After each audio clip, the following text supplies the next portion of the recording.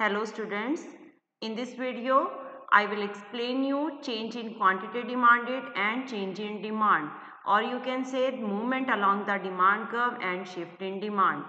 इस video lecture में मैं आपको वस्तु की मांगी गई मात्रा में परिवर्तन और मांग में परिवर्तन के बारे में बताऊंगी, या आप इसे कह सकते हैं कि मांग वक्र पर संचलन कैसे होता है और मांग वक्र में परिवर्तन कैसे होता है। सबसे पहले है movement along the demand curve और चेंज इन क्वांटिटी डिमांडेड। मांग वक्र पर संचलन या वस्तु की मांगी गई मात्रा में परिवर्तन क्या है ये? When due to change in its on price alone, quantity demanded of a commodity changes, it is shown by different points on the same demand curve. It is also called movement along a demand curve or change in quantity demanded. Increase in quantity demanded of a commodity due to fall in its on price is called extension of demand, and decrease in quantity demanded due to rise in its on price is called contraction of demand. Movement along a demand curve, मांग वक्र पर संचलन। हमने last video lecture में देखा था कि किस तरह से बहुत सारे फैक्टर्स होते हैं जो डिमांड के ऊपर अपना इफेक्ट डालते हैं। अगर आप सभी फैक्टर्स को कांस्टेंट लेकर चलें और सिर्फ प्राइस की वजह से डिमांड के ऊपर जो इफेक्ट पड़ता है उसको कंसीडर करो, उसको स्टडी करो, तो वो आपका movement along the demand curve है। मान लीजिए आप ये कहते हैं कि प्राइस इंक्रीज हो गया। प्राइस के इंक्रीज होने से डिमांड जब डिक्रीज होती है तो आप सेम डिमांड कर्व के किसी दूसरे पॉइंट पे पहुंच जाते हैं। प्राइस के इंक्रीज होने से डिमांड डिक्रीज होना, this is contraction of demand, इसे कहा जाता है मांग का संकुचन। इसी तरह से अगर प्राइस डिक्रीज हो जाता, कम हो जाता, फॉल हो जाता और क्वांटिटी डिमांडेड इंक्रीज हो जाती, वस्तु की मांगी गई मात्रा बढ़ जाती, तो ये आपका होता एक्सटेंशन ऑफ डिमांड, मांग का विस्तार। मतलब मूवमेंट में दो तरह का चेंज है, movement along a demand curve या चेंज इन क्वांटिटी डिमांडेड। ये दो तरह का हो सकता है, डिमांड एक्सटेंड भी हो सकती है और कॉन्ट्रैक्ट भी, मांग का विस्तार भी हो सकता है और मांग का संकुचन भी हो सकता है। सेकेंड है जब आपका डिमांड कर्व शिफ्ट हो जाए, मतलब डिमांड कर्व ही बदल जाए, आपका चेंज इन डिमांड हो जाए। इस केस में प्राइस कांस्टेंट रहता है और प्राइस के अलावा जो अदर फैक्टर्स होते हैं जिनका डिमांड के ऊपर इफेक्ट पड़ता है, फॉर एग्जांपल कंज्यूमर की इनकम है, फैशन है, टेस्ट प्रेफरेंसेस हैं, एक्सपेक्टेशन है, अगर ये सब फैक्टर चेंज हो जाते हैं but on price of a commodity remain constant, तो इस केस में हमारा डिमांड कर्व चेंज हो जाएगा, मांग वक्र बदल जाएगा। और ये चेंज भी दो तरह का होगा, increase in demand, demand increase भी हो सकती है जब आपका डिमांड कर्व अपवर्ड शिफ्ट हो जाता है, एंड डिमांड डिक्रीज भी हो सकती है जब आपका डिमांड कर्व डाउनवर्ड शिफ्ट हो जाता है। हम यहाँ पर इसे डिटेल में एक्सप्लेन करेंगे। चेंज इन क्वांटिटी डिमांडेड, जिसे आप कहते हो movement along the demand curve, और चेंज इन डिमांड जिसे बोला जाता है शिफ्ट इन डिमांड कर्व। अब मूवमेंट दो तरह का है, एक्सटेंशन और कॉन्ट्रैक्शन। शिफ्ट भी दो तरह का है, इंक्रीज और डिक्रीज। इंक्रीज मतलब upward shift of the demand curve and decrease means downward shift of the demand curve. Extension होता है जब प्राइस फॉल हो और डिमांड इंक्रीज हो, तो डिमांड एक्सटेंड हो जाती है, उसका विस्तार हो जाता है। डिमांड में कॉन्ट्रैक्शन, संकुचन, डिमांड का कम होना, ये तब होता है जब प्राइस इंक्रीज हो जाता है और डिमांड कम हो जाती है। बट शिफ्ट दो तरह का है, इंक्रीज और डिक्रीज, दोनों प्राइस के अलावा अदर फैक्टर्स के चेंज होने की वजह से होते हैं। हम इसे डिटेल में एक्सप्लेन करेंगे, बट यहाँ अभी मैं आपको सिंपली एक बता रही हूँ एक्सटेंशन कैसा होगा और कॉन्ट्रैक्शन कैसा होगा। एक्सटेंशन में होगी मूवमेंट, मूवमेंट मतलब आपका डिमांड कर्व अगर ये डी है तो ये डिमांड कर्व डी ही रहेगा, ये डिमांड कर्व चेंज नहीं होगा, बल्कि मान लो अभी आप इसके इस ए पॉइंट पर हो, ये ए पॉइंट है, ठीक है, तो मूवमेंट का मतलब है आप इसके किसी दूसरे पॉइंट के ऊपर मूव कर जाते हो, पर इस कर्व में चेंज नहीं आता। एक्सटेंशन में आप ए से बी पे मूव कर जाओगे, लेकिन अगर कॉन्ट्रैक्शन होगी तो आप ऊपर वाला किसी पॉइंट, कोई भी जो पॉइंट होगा वहां मूव हो जाओगे। सपोज सी पॉइंट है, आप इस पे मूव कर जाओगे। लेकिन चेंज दो तरह का है, इंक्रीज और डिक्रीज। इस केस में पूरा डिमांड का भी चेंज हो जाता है। अगर आपका इनिशियल डिमांड कर्व ये है, फर्स्ट डिमांड कर्व, तो इंक्रीज का मतलब डिमांड कर्व अपवर्ड शिफ्ट हो जाएगा और डिक्रीज का मतलब आपका डिमांड कर्व डाउनवर्ड शिफ्ट हो जाएगा। तो मूवमेंट का मतलब हम एक ही डिमांड कर्व के अलग अलग पॉइंट पे मूव करते हैं, बट डिमांड कर्व एक ही रहता है। ये या डिमांड एक्सटेंड हो सकती है या कॉन्ट्रैक्ट, लेकिन शिफ्ट का मतलब डिमांड कर्व चेंज हो जाता है। अगर इंक्रीज है तो अपवर्ड शिफ्ट और डिक्रीज है तो डाउनवर्ड शिफ्ट हो जाता है। इन्हीं पॉइंट्स को हम अभी डिटेल में भी यहाँ पे एक्सप्लेन करेंगे। सबसे पहला आ जाता है मूवमेंट का first point, extension of demand, मांग का विस्तार। मांग का विस्तार, मांग बढ़ रही है। कब बढ़ेगी मांग? एक हमने एग्जांपल लिया, मान लो आइसक्रीम है, आप मार्केट में जाते हो आइसक्रीम लेने के लिए। आइसक्रीम आपको मिलती है 5 रुपए की, आपने सिर्फ एक ही आइसक्रीम खरीदी। नेक्स्ट डे आप गए, आइसक्रीम का प्राइस कम था, आपने आइसक्रीम की डिमांड ज्यादा कर दी। ठीक है, क्योंकि प्राइस की वजह से डिमांड में चेंज आया, तो ये मूवमेंट है। और हुआ क्या, प्राइस तो आपका कम हुआ लेकिन डिमांड आपकी इंक्रीज हो गई। तो डिमांड का इंक्रीज होना प्राइस की वजह से, this is extension of demand, मांग का विस्तार है। इसी को अगर हम डायग्राम में एक्सप्लेन करते हैं, एक्स एक्सिस पे क्वांटिटी डिमांडेड को शो किया है, वाई एक्सिस पे प्राइस को शो किया है। इनिशियली जब प्राइस 5 था तो डिमांड कितनी थी? 1। दोनों पॉइंट को जब आपने ज्वाइन किया तो आपके पास आया ये ए पॉइंट। इसी तरह से जब प्राइस कम हुआ, 1 हुआ, तो क्वांटिटी डिमांडेड 5 हुई। Next point is B. A और बी पॉइंट को ज्वाइन करके ये जो लाइन आई आपकी, this is the demand curve. और कैसा मूवमेंट हुआ, पहले आप ए पॉइंट पे थे, अब आप कहाँ चले गए? बी पॉइंट पे। इसका मतलब आपकी मूवमेंट हो गई from A to B. This is extension of demand, इसे कहा जाता है मांग का विस्तार। नेक्स्ट आ जाता है कॉन्ट्रैक्शन ऑफ डिमांड, मांग का संकुचन। बिल्कुल इसका रिवर्स आ जाएगा। मांग का संकुचन या डिमांड में कॉन्ट्रैक्शन तब होगा जब प्राइस इंक्रीज हो जाएगा। Same example, suppose initial price था 1 और डिमांड थी 5। नेक्स्ट डे जब आप गए तो प्राइस इंक्रीज हो गया और डिमांड डिक्रीज हो गई। तो इस केस में डिमांड कम हो चुकी है, this is contraction of demand, मांग का संकुचन। डायग्राम अगेन सेम, हम सबसे पहले प्राइस था 1 तो डिमांड थी 5, तो आपके पास पॉइंट आया बी पॉइंट, और बाद में प्राइस इंक्रीज हो गया 5 और डिमांड 5 से कम होके 1। नेक्स्ट पॉइंट आपका आ जाएगा ये ए पॉइंट। अब आपकी मूवमेंट कहाँ हुई है? आप सेम डिमांड कर्व के बी पॉइंट से ए पॉइंट पे मूव हो चुके हो। This is contraction of demand, मांग का संकुचन इसे कहा जाता है। डिमांड के जब मूवमेंट होती है डिमांड कर्व के ऊपर, तो मूवमेंट हमने देखा दो तरह की थी। हम ए पॉइंट से बी पे भी आ रहे थे, बी से ए पर भी जा रहे थे। इंक्रीज में हम नीचे वाले पॉइंट पे आ जाते हैं और डिक्रीज में ऊपर वाले, एक्सटेंशन में हम नीचे वाले पॉइंट पे मूव करते हैं, कॉन्ट्रैक्शन में ऊपर वाले पॉइंट पे। नेक्स्ट पॉइंट है आपका चेंज इन डिमांड और शिफ्ट इन डिमांड कर्व। आपका डिमांड कर्व शिफ्ट कब होता है? शिफ्ट दो तरह से हो सकता है, इंक्रीज और डिक्रीज। जब किसी भी कमोडिटी के प्राइस के अलावा कुछ अदर फैक्टर्स की वजह से डिमांड में चेंज आए तो उसे कहा जाता है शिफ्ट, चेंज इन डिमांड। और इस केस में आपका डिमांड कर्व शिफ्ट हो जाता है। ये शिफ्ट अपवर्ड हो तो इंक्रीज है डिमांड में, और डाउनवर्ड हो तो डिमांड कर्व में डिक्रीज है। सबसे पहले हम ले रहे हैं इंक्रीज इन डिमांड, डिमांड में इंक्रीज। डिमांड में इंक्रीज कब होगा? मांग में वृद्धि कब होगी?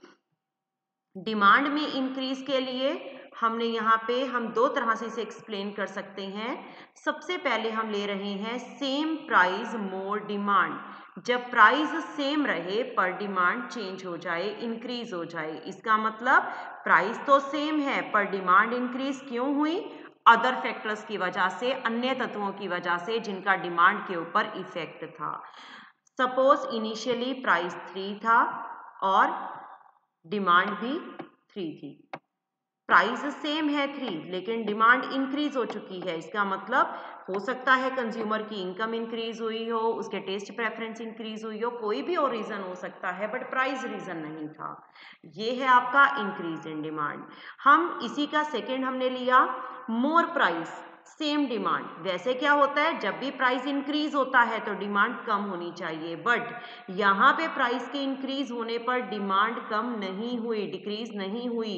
क्यों? क्योंकि अदर फैक्टर्स ने उसको सेम बना के रखा, अन्य तत्वों की वजह से वो समान बनी रही। तो यहाँ पे क्या है, प्राइस 3 डिमांड भी 3।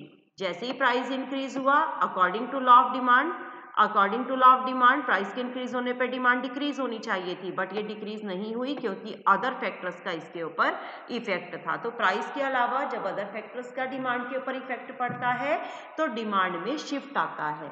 अब आप इन दोनों टेबल में से किसी भी एक का डायग्राम बना सकते हैं और शो कर सकते हैं कि डिमांड कैसे इंक्रीज हो रही है। मैं यहाँ पे आपको सिंपल सा फर्स्ट पार्ट का डायग्राम बनाकर बता रही हूँ। हम एक्स एक्सिस पे ले रहे हैं डिमांड को, वाई एक्सिस पर ले रहे हैं प्राइस को।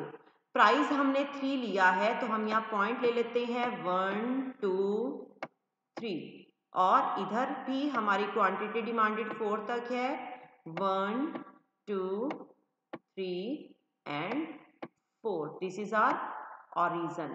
इनिशियली प्राइस 3 डिमांड भी 3। सबसे पहले प्राइस 3 था और डिमांड भी कितनी थी, 3। इसका मतलब आपका ये पॉइंट आया ए पॉइंट। इस पॉइंट से आपको पता है कि डिमांड कर्व नेगेटिव स्लोप बनता है, तो अपने आप नेगेटिव स्लोप में एक डिमांड कर्व बना देना है। ये है आपका डिमांड कर्व डी डी। इसके बाद क्या होता है, सेम प्राइस है 3, इसका मतलब प्राइस इज सेम 3 प्राइस और डिमांड कितनी हो जाती है 4। तो नेक्स्ट पॉइंट क्या आ जाएगा, ये पॉइंट। मान लो ये आपका ए पॉइंट है और ये पॉइंट है आपका बी पॉइंट। तो अब आप बी पॉइंट से इसे डिमांड कर्व के पैरेलल एक और डिमांड कर्व बना दोगे। This is D1 D1। हाँ, इसे कहा जाएगा इंक्रीज इन डिमांड। इनिशियली हमारा डिमांड कर्व DD था और शिफ्ट होकर अब ये अपवर्ड शिफ्ट हो चुका है, ऊपर की तरफ शिफ्ट हो गया है। ये है इंक्रीज इन डिमांड, मांग में वृद्धि। सेम इसी तरह से इफ यू वांट तो आप ये वाले काफी डायग्राम अपने आप ड्रॉ कर सकते हैं। नेक्स्ट हमारा आ जाता है डिक्रीज इन डिमांड। बिल्कुल इसका रिवर्स चलेगा, मांग में कमी। जैसे अपवर्ड शिफ्ट हुआ इंक्रीज में, डिक्रीज में डाउनवर्ड शिफ्ट हो जाएगा और इंक्रीज में डिमांड इंक्रीज हुई थी और डिक्रीज वाले में डिमांड डिक्रीज हो जाएगी। यहाँ पे भी हम दो लेके चलेंगे पार्ट। सेम प्राइस पे डिमांड लेस भी हो सकती है और लेस प्राइस पे सेम डिमांड भी हो सकती है। अगर प्राइस सेम है, मान लीजिए इनिशियली प्राइस 3 था और डिमांड भी 3 थी, अब प्राइस सेम है लेकिन डिमांड कम हो चुकी है, तो इसका रीजन क्या होगा, कुछ अदर फैक्टर्स, अन्य तत्वों की वजह से।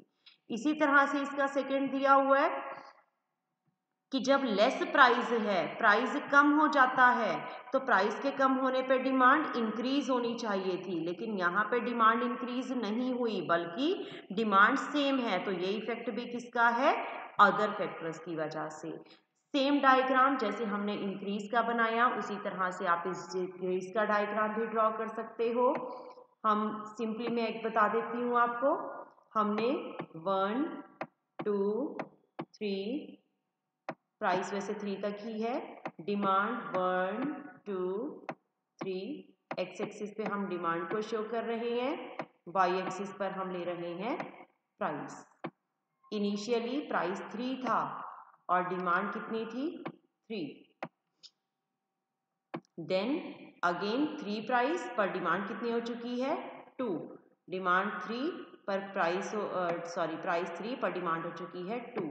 तो पहला डिमांड कर्व आपका ये बन जाएगा और बाद में चेंज होकर डिमांड कर्व ये बन जाएगा। इसका मतलब जब डिक्रीज हुआ तो डिमांड कर्व डाउनवर्ड शिफ्ट हो गया, नीचे की तरफ आ गया, इसे बोला जाएगा डिक्रीज इन डिमांड, मांग में कमी। तो डिक्रीज और इंक्रीज आई थिंक अब सबको क्लियर होगा।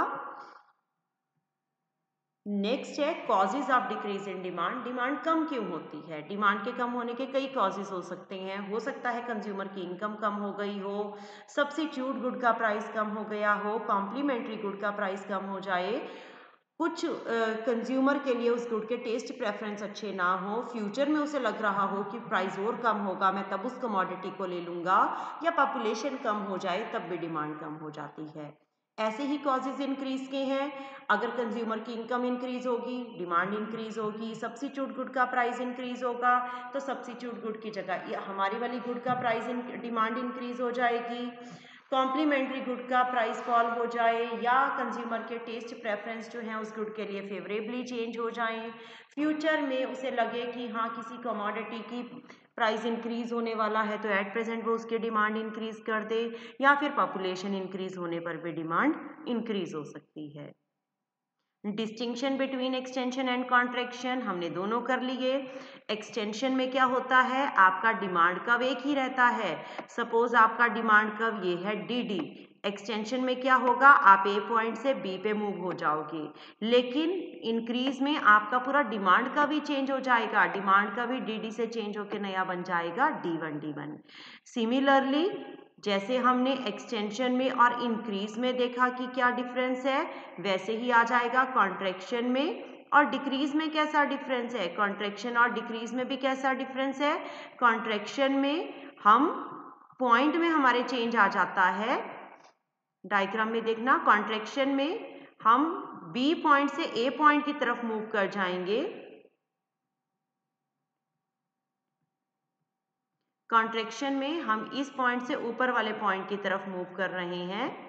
पहले हम हैं ए पॉइंट पर और हम मूव करके कहाँ चले जाते हैं, कॉन्ट्रैक्शन में संकुचन में बी पॉइंट पर अपवर्ड मूव कर जाते हैं, पर डिमांड कर्व सेम रहता है। लेकिन डिक्रीज में हमारा डिमांड कर्व ही डाउनवर्ड शिफ्ट हो जाता है, नीचे की तरफ आ जाता है और नया डिमांड कर्व डाउनवर्ड शिफ्ट होके बन जाता है D1। तो ये दोनों में डिफरेंस है।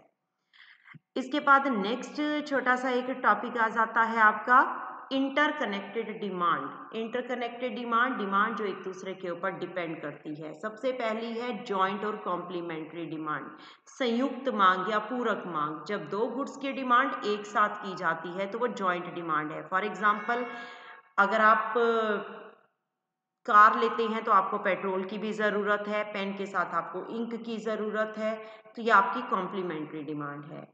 कॉम्पोजिट डिमांड, कॉम्पोजिट डिमांड वो डिमांड है जब किसी एक गुड की डिमांड से आपकी दो या दो से ज़्यादा वांट सेटिस्फाई होती हैं। फॉर एग्जाम्पल इलेक्ट्रिसिटी से आप फैन चलाते हो, लाइट चलाते हो, टीवी, फ्रिज, एसी, तो ये कॉम्पोजिट डिमांड है। मिल्क है, मिल्क से आप चाय बना सकते हो, टी बना सकते हो, चीज़ बना सकते हो, कर्ड बना सकते हो, स्वीट्स बना सकते हो।